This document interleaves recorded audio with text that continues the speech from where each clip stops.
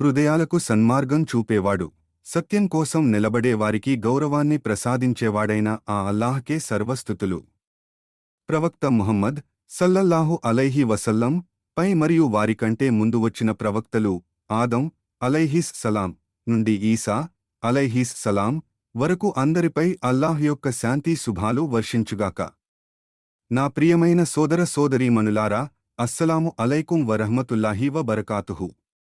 మీరు గనుక మా మునుపటి భాగాలు ఆదం అలైహిస్ సలాం నుండి ఇబ్రాహీం అలైహిస్ సలాం వరకు చూడకపోయినట్లయితే దయచేసి వాటిని తప్పక చూడవలసిందిగా కోరుతున్నాను. అలాగే మా ప్రవక్తల కథలు ప్లేలిస్ట్ను చూడటం మర్చిపోకండి, ఎందుకంటే ప్రతి కథ తర్వాతి కథతో ఎంతో అందంగా ముడిపడి ఉంటుంది. దీనిని ఇతరులతో కూడా పంచుకోండి, ఎందుకంటే జ్ఞానం అనేది ఒక గొప్ప బహుమతి, బహుమతులు పంచుకోవడానికే ఉంటాయి. ఈ రోజు మన కథ హజ్రత్ లూత్ అలైహిస్ సలాం గారి గురించి. ప్రవక్త లూత్ అలైహిస్ సలాం గారి కథ కూడా ఈ భూమిపై నడయాడిన అత్యంత గొప్ప ప్రవక్తలలో ఒకరైన ప్రవక్త ఇబ్రాహీం అలైహిస్ సలాం గారితో ముడిపడి ఉంది. ఇబ్రాహీం అలైహిస్ సలాం లూత్ గారికి బాబాయ్ మరియు గురువు. అల్లాహ్ స్వయంగా ఇబ్రాహీం గారిని ఖలీలుల్లాహ్ అంటే అల్లాహ్ యొక్క స్నేహితుడు అని పిలిచాడు. లూత్ అలైహిస్ సలాం ఇబ్రాహీం అలైహిస్ సలాం గారి అన్న కుమారుడు, మేనల్లుడు. ఆయన ఇబ్రాహీం గారిని చూస్తూ పెరిగారు. విగ్రహారాధన చేసే ఒక పెద్ద సమాజానికి ఎదురుగా తన బాబాయ్ ఒంటరిగా నిలబడటం ఆయన కళ్లారా చూశారు. ఇబ్రాహీం అలైహిస్ సలాం రాజులతో వాదించడం, విగ్రహాలను పగులగొట్టడం, మండుతున్న అగ్నిగుండంలో నడవడం మరియు ఒక్క క్షణం కూడా తన విశ్వాసాన్ని వదులుకోకపోవడాన్ని ఆయన గమనించారు. ఆ బలమైన విశ్వాసమే లూత్ అలైహిస్ సలాం గారిపై కూడా ప్రభావం చూపింది. ఆయన అల్లాహ్ను నమ్మారు, అనుసరించారు. నేను ఇబ్రాహీం అలైహిస్ సలాం తో ఉన్నాను అని మొదట ప్రకటించిన వారిలో లూత్ ఒకరు. అల్లాహ్ ఇబ్రాహీం గారిని తన స్వదేశాన్ని విడిచి వెళ్లమని ఆజ్ఞాపించినప్పుడు లూత్ అలైహిస్ సలాం కూడా ఆయనతో పాటు ప్రయాణమయ్యారు. ముగ్గురు ప్రయాణికులు కలిసి బయలుదేరారు. ఇబ్రాహీం అలైహిస్ సలాం, ఆయన ప్రియ భార్య సారా అలైహిస్ సలాం మరియు నమ్మకస్తుడైన మేనల్లుడు లూత్ అలైహిస్ సలాం. వారు కొంతకాలం కలిసి ప్రయాణించారు. ఆ తర్వాత వారి మార్గాలు విడిపోయే సమయం వచ్చింది. ఇబ్రాహీం అలైహిస్ సలాం తన ప్రయాణాన్ని కొనసాగించారు, కాని లూత్ అలైహిస్ సలాం కోసం అల్లాహ్ ఒక ప్రత్యేకమైన బాధ్యతను నిర్ణయించాడు. ఇబ్రాహీం గారు స్థిరపడిన ప్రాంతానికి తూర్పు వైపుగా వెళ్లమని అల్లాహ్ లూత్ గారిని ఆజ్ఞాపించాడు. అది నేడు మనం జోర్డాన్ మరియు పాలస్తీనా అని పిలిచే మృత సముద్రం డెడ్ సీ సమీపంలో ఉన్న ప్రాంతం. ఆ లోయలో కొన్ని నగరాల సమూహం ఉండేది. వాటిలో అత్యంత ప్రసిద్ధమైన నగరం పేరు సొదోమ్.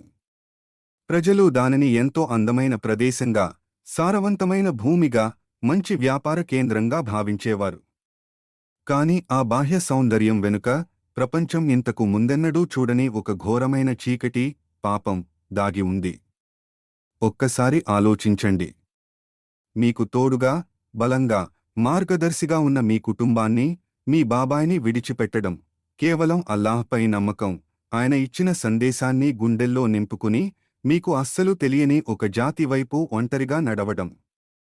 అది లూత్ అలైహిస్ సలాం గారి వ్యక్తిత్వం. ఒంటరిగా, ధైర్యంగా, దైవాజ్ఞకు లోబడి నడిచారు. లూత్ అలైహిస్ సలాం ఆ ప్రజల మధ్య స్థిరపడ్డారు. వివాహం చేసుకున్నారు, కుమార్తెలు జన్మించారు, ఒక సంసారాన్ని ఏర్పాటు చేసుకున్నారు. ప్రతి ప్రవక్తలాగే ఆయన కూడా మొదటి నుండి తన ప్రజలను అల్లాహ్ వైపు పిలవడం ప్రారంభించారు. ఎంతో వివేకంతో, ఓపికతో, ప్రేమతో వారి సభలలో నిలబడి ఇలా అనేవారు: ఒక్క అల్లాహ్ను మాత్రమే ఆరాధించండి. ఈ చెడును విడిచిపెట్టండి. మిమ్మల్ని సృష్టించిన దేవుని ముందు నిలబడి సమాధానం చెప్పుకోవలసిన ఆ రోజు గురించి భయపడండి. కాని ఇక్కడే హృదయాన్ని కలచివేసే ఒక విషాదం ఉంది. ఆయనకు అత్యంత ఆప్తురాలిగా, జీవిత భాగస్వామిగా ఉండాల్సిన ఆయన భార్య అల్లాహ్ను విశ్వసించలేదు. ఆమె తిరస్కరించిన వారిలో చేరిపోయింది. తన భర్త అఖిలాండకోటి బ్రహ్మాండ నాయకుడైన అల్లాహ్ వైపు నుండి తెచ్చిన సందేశాన్ని ఆమె అంగీకరించలేదు. ఆ ఒంటరితనాన్ని మీరు ఊహించగలరా? ఊరంతటికీ ఎదురుగా నిలబడి సత్యాన్ని ప్రబోధించి అలసిపోయి ఇంటికి వస్తే మీకు ప్రశాంతతను ఇవ్వాల్సిన భార్యే మీకు వ్యతిరేకంగా నిలబడటం ఎంత బాధాకరం. ఆమె బయట ఉన్న పాపాత్ములకు మద్దతు ఇచ్చేది. తన భర్తకు, అల్లాహ్కు కాకుండా ఆ చెడు ప్రజలకే నమ్మకంగా ఉండేది. ఒక ప్రవక్త ఎదుర్కొన్న అత్యంత కఠినమైన మానసిక పరీక్ష ఇది. అల్లాహ్ దీనిని ఖురాన్లో మనకోసం ఒక పాఠంగా పేర్కొన్నాడు. మీ విశ్వాసం, ఈమాన్ మీ వ్యక్తిగతమైనది. ఏ బంధం కూడా, చివరకు వివాహ బంధం కూడా, మీకు బదులుగా మీ విశ్వాసాన్ని మోయలేదు. ఇప్పుడు మనం లూత్ అలైహిస్ సలాం ప్రజల పాపం గురించి మాట్లాడుకోవాలి. నేను ఈ విషయాన్ని ఎంతో స్పష్టంగా, మర్యాదపూర్వకంగా చెప్పాలనుకుంటున్నాను, ఎందుకంటే ఇది అల్లాహ్ ఖురాన్లో తెలిపిన చరిత్ర, దీనిని మనం దాటవేయలేము. సదోం ప్రజలు మానవ చరిత్రలో అంతకు ముందెన్నడూ ఎవరూ చేయని ఒక కొత్త రకమైన పాపాన్ని సృష్టించారు. దీనిని లూత్ గారే స్వయంగా ఖురాన్లో వారితో అంటారు. వారు మహిళలను వదిలి, పురుషుల వైపు కామంతో, శారీరక వాంఛలతో ఆకర్షితులయ్యేవారు. సమలింగ సంపర్కం. దీనిని వారు రహస్యంగా కాదు, బహిరంగంగా, ఎంతో అహంకారంతో చేసేవారు. దానిని తమ సంస్కృతిగా, గుర్తింపుగా మార్చుకున్నారు. దాని గురించి గర్వపడేవారు. ఈ పాపంతో పాటు వారు ఎంతో అహంకారులు, క్రూరులు మరియు అవినీతిపరులు. బాటసారులను దోచుకునేవారు, అపరిచితులను హింసించేవారు. అల్లాహ్ యొక్క ప్రవక్తను ముఖం ముందే ఎగతాళి చేసేవారు. ఓ లూత్! నువ్వు గనుక ఇది ఆపకపోతే నిన్ను ఈ నగరం నుండి వెలివేస్తాం అని బెదిరించేవారు. అయినా లూత్ అలైహిస్ సలాం సంవత్సరాల తరబడి వారికి నచ్చజెబుతూనే ఉన్నారు, హెచ్చరిస్తూనే ఉన్నారు. కానీ వారు వినలేదు. ఆ బాధాభారాన్ని మీరు ఊహించగలరా? సంవత్సరాల శ్రమ, అయినా తన కుటుంబం తప్ప బయటి ఒక్క వ్యక్తి కూడా సత్యాన్ని స్వీకరించలేదు. ఇప్పుడు కథలో దైవన్యాయం జరిగే ఘట్టం మొదలవుతుంది. ఇది సదోం నగరంలో కాదు, మొదట ఇబ్రాహీం అలైహిస్ సలాం గారి ఇంటి వద్ద ప్రారంభమవుతుంది. ఒకరోజు ఇబ్రాహీం అలైహిస్ సలాం తన గుడారం వద్ద కూర్చుని ఉండగా కొందరు ప్రయాణికులు తన వైపు రావడం చూశారు. ఇబ్రాహీం గారు అతిథి సత్కారానికి ఎంతో ప్రసిద్ధి చెందినవారు. ఆయన అతిథులు అడిగే వరకు ఆగలేదు. వెంటనే లోపలికి వెళ్లి తన మందలోని ఒక మంచి గొర్రె మాంసాన్ని కాల్పించి తీసుకొచ్చారు. ఆ భోజనాన్ని వారి ముందు ఉంచి, దయచేసి భుజించండి అన్నారు. కాని ఆ అతిథులు చేతులు చాపలేదు, నిశ్శబ్దంగా కూర్చున్నారు. అది చూసి ఇబ్రాహీం అలైహిస్ సలాం గారికి అనుమానం, భయం కలిగాయి. అప్పుడు మానవరూపంలో వచ్చిన ఆ దేవదూతలు ఇబ్రాహీం గారి వైపు చూసి, భయపడకండి, మేము అల్లాహ్ పంపిన దూతలం. మేము లూత్ అలైహిస్ సలాం ప్రజల వద్దకు పంపబడ్డాము అని చెప్పారు. సుభానల్లాహ్! అల్లాహ్ యొక్క దూతలు కేవలం శిక్షించడానికి మాత్రమే వెళ్లడం లేదు. మొదట అల్లాహ్ ప్రియమిత్రుడైన ఇబ్రాహీం గారిని కలిసి, గౌరవించి, సమాచారం ఇవ్వడానికి వచ్చారు. అల్లాహ్ తన భక్తులను, వలీలను అంతగా గౌరవిస్తాడు. ఆ దేవదూతలు లూత్ అలైహిస్ సలాం ప్రజలను నాశనం చేయడానికి వెళ్తున్నారని వినగానే ఇబ్రాహీం గారి కరుణామయ హృదయం ద్రవించిపోయింది. ఇబ్రాహీం గారు ఎంతటి దయామయుడంటే, తప్పు చేసిన వారిపై కూడా ఆయనకు జాలి కలిగింది. ఆయన దేవదూతలతో వాదించడం, వేడుకోవడం ప్రారంభించారు. ఖురాన్ ప్రకారం ఆయన లూత్ ప్రజల తరపున దయ చూపమని దూతలతో అర్థించారు. అక్కడ నమ్మినవారు, విశ్వాసులు ఉంటారు కదా? ఆ నగరంలో మంచివారు ఉంటే వారి కోసమైనా ఈ శిక్షను ఆపలేరా అని అడిగారు. దేవదూతలు ఎంతో మర్యాదగా, స్థిరంగా ఇలా అన్నారు: ఓ ఇబ్రాహీం! నీ ప్రభువు ఆజ్ఞ జారీ అయిపోయింది. ఇక వెనక్కి తీసుకోలేని శిక్ష వారిపైకి రాబోతోంది. తప్పు చేసిన వారికి తగిన శాస్తి జరిగి తీరుతుంది. అయినా ఇబ్రాహీం గారి హృదయం ఆశను వదులుకోలేకపోయింది. ఖురాన్ ఆయనను ఎంతో సహనం గలవాడిగా, మృదు స్వభావుడిగా వర్ణించింది. శిక్షకు అర్హులైన వారి కోసం కూడా ఆయన క్షమించమని వేడుకున్నారు. కాని అల్లాహ్ నిర్ణయం జరిగిపోయింది. ఎందుకంటే న్యాయం లేని కరుణ అరాచకత్వానికి దారితీస్తుంది. ఒక జాతి అన్ని హద్దులు దాటి అల్లాహ్ ప్రవక్తలను అవమానించినప్పుడు అలద్ అత్యంత న్యాయవంతుడు అయిన అల్లాహ్ యొక్క న్యాయం అమలు కాక తప్పదు. కాని దేవదూతలు ఇబ్రాహీం అలైహిస్ సలాం గారి ఇల్లు విడిచి వెళ్లేముందు ఆ దంపతులకు వారు జీవితకాలం ఎదురుచూస్తున్న ఒక గొప్ప బహుమతిని, శుభవార్తను అందించారు. సారా అలైహిస్ సలాం గారు అక్కడే నిలబడి ఉన్నారు. దేవదూతలు ఆమెతో, మేము మీకు ఒక కుమారుడు కలుగుతాడని శుభవార్త ఇస్తున్నాము. ఆయన పేరు ఇసాక్.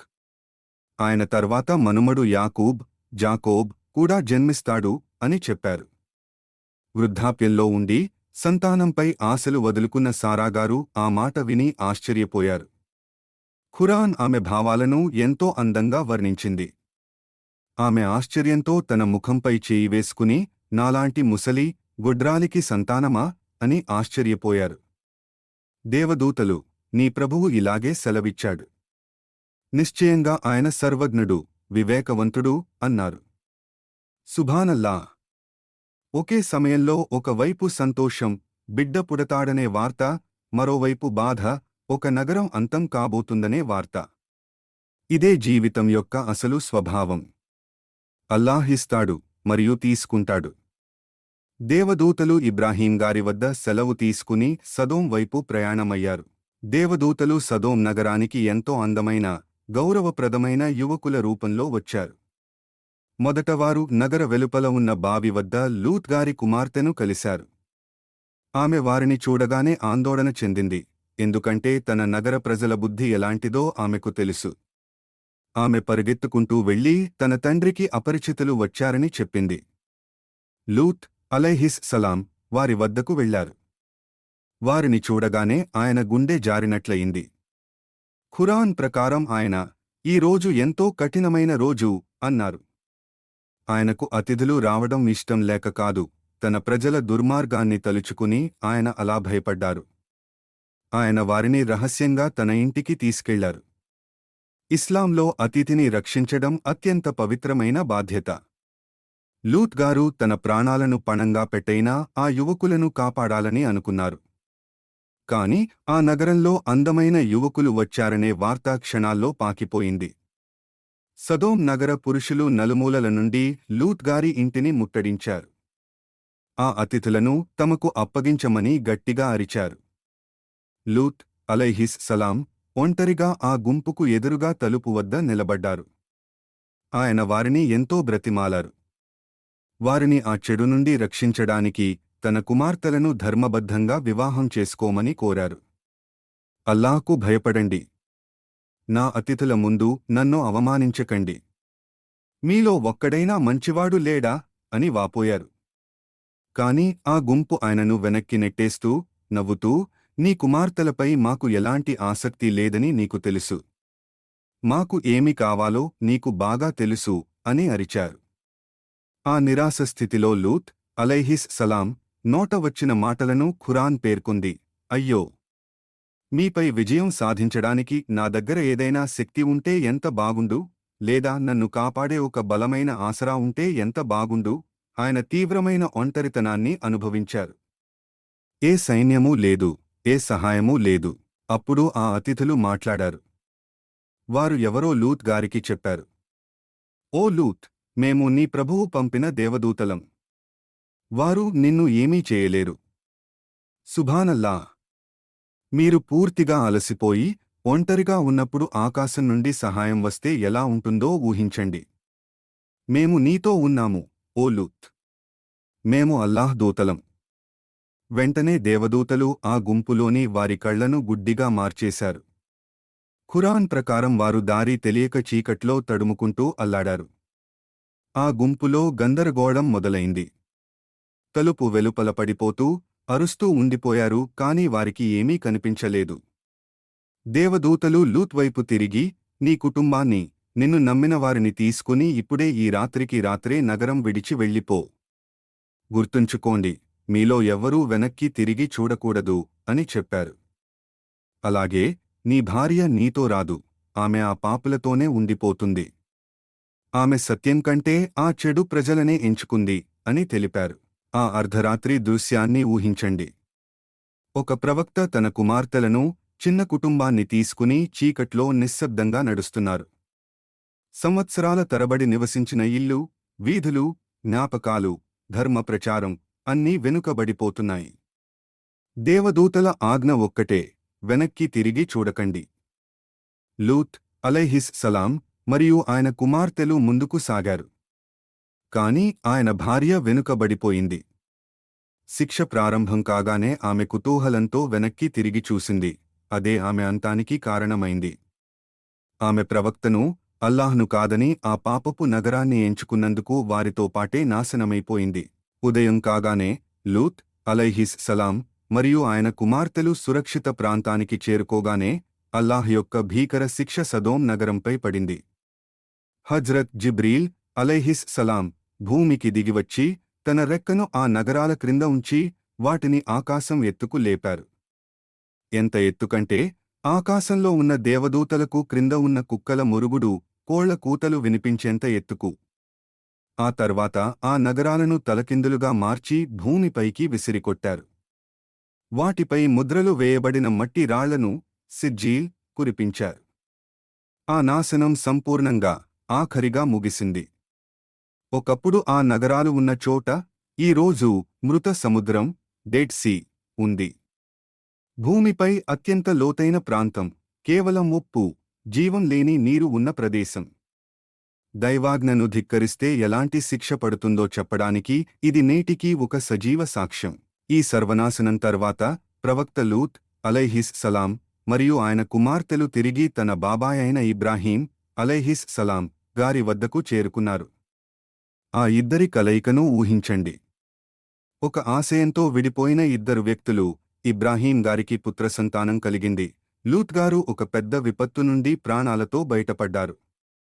వారు మరింత బలమైన విశ్వాసంతో తిరిగి కలుసుకున్నారు. లూత్ గారు ఇబ్రాహీం గారికి దగ్గరలోనే స్థిరపడ్డారు. ఆయన భార్యను, నగరాన్ని కోల్పోయారు కాని తన ఈమాన్, విశ్వాసం ను ఒక్క క్షణం కూడా కోల్పోలేదు. తనను నమ్మినవారిని అల్లాహ్ ఎన్నడూ వదిలిపెట్టడు అనడానికి హజ్రత్ లూత్ అలైహిస్ సలాం గారి జీవితమే ఒక గొప్ప ఉదాహరణ. ఈ కథ ద్వారా మనకు లభించే పాఠాలు: 1. విశ్వాసం, ఈమాన్ వ్యక్తిగతమైనది. ప్రవక్త భార్య అయి ఉండి కూడా ఆమె సత్యాన్ని నమ్మలేదు. మీ విశ్వాసాన్ని మీరే కాపాడుకోవాలి. 2. ధర్మప్రచారం ఎన్నటికీ వృధా పోదు. లూత్ గారు సంవత్సరాల తరబడి ప్రబోధించినా ఫలితం కనిపించలేదు. కాని అల్లాహ్ ఆయన ప్రతి మాటను రికార్డ్ చేశాడు. మన పని సందేశాన్ని అందించడం మాత్రమే. సన్మార్గం చూపడం అల్లాహ్ చేతుల్లో ఉంది. 3. మీ ఓపిక నశించినప్పుడు అల్లాహ్ సహాయం అందుతుంది. లూత్ గారు అత్యంత నిరాశలో ఉన్నప్పుడే దేవదూతలు తమను తాము ప్రకటించుకున్నారు. కష్టాల ముగింపే దైవసహాయానికి ద్వారం. 4. పాపాన్ని సాధారణ విషయంగా మార్చకండి. సదోం ప్రజలు పాపం చేయడమే కాకుండా దానిని ఒక సంస్కృతిగా మార్చుకుని గర్వపడ్డారు. సమాజం చెడును వేడుకగా మార్చుకున్నప్పుడు వినాశనానికి దగ్గరవుతుంది. 5. కరుణ మరియు న్యాయం కలిసి ఉంటాయి. ఇబ్రాహీం గారు పాపుల కోసం కూడా కరుణను వేడారు. ఇది విశ్వాసి యొక్క లక్షణం.